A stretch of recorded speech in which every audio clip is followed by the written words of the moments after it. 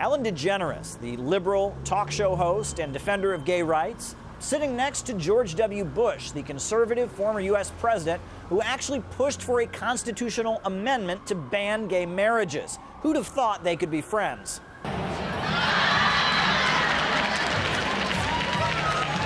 After the Twitterati pointed out the unlikely friendship, Ellen was quick to defend George. Here's the thing. I'm friends with George Bush. In fact, I'm friends with a lot of people who don't share the same beliefs that I have.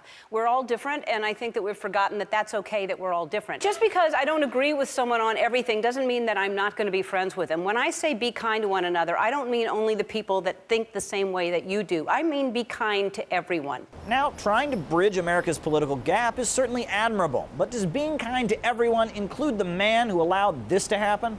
Iraq declared 8,500 liters of anthrax, but UNSCOM estimates that Saddam Hussein could have produced 25,000 liters. At this hour, American and coalition forces are in the early stages of military operations to disarm Iraq, to free its people, and to defend the world from grave danger.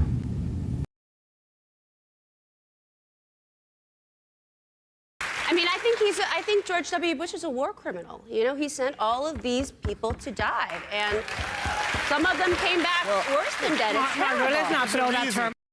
Sorry. Until George W. Bush is brought to justice for the crimes of the Iraq War, including American-led torture, Iraqi deaths and displacement, and the deep scars, emotional and otherwise, inflicted on our military that served his folly, we can't even begin to talk about kindness. The weapons of mass destruction were fake news, by the way, but that's all in the past, right? A lot of American media personalities and celebrities are actually praising Ellen for hanging out with W. They say it shows bravery and common sense. We would all do well in our lives to listen a little less to Trump and those in the Twitter left who think cancelling people is a way to improve anything, and a little more to the likes of Ellen and George W. Bush. How comforting to see a real president. Never thought his image would move me so. Come on, Republicans, call on Trump, save democracy.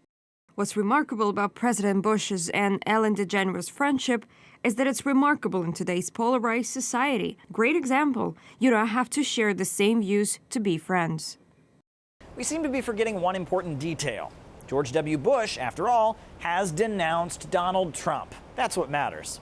A leader can commit war crimes and be responsible for thousands of deaths, but as long as they denounce the man in the Oval Office with his offensive hair and nasty words, they're okay with the liberal establishment. Bigotry seems emboldened. Our politics seems more vulnerable to conspiracy theories. We've seen nationalism distorted into nativism. Forgotten the dynamism that immigration has always brought to America. Torture, illegal wars, bombing civilians, these things just aren't a red line once you're out of the White House. A few years pass, and you can be dancing with Ellen DeGeneres as if it never happened. These things are just a fact of life in America, so why lose sleep? But don't forget, swinging against the Donald is a way to win friends among the liberals. That counts for more than anything, a lot more than any of your deeds in the past. Caleb Maupin, RT, New York.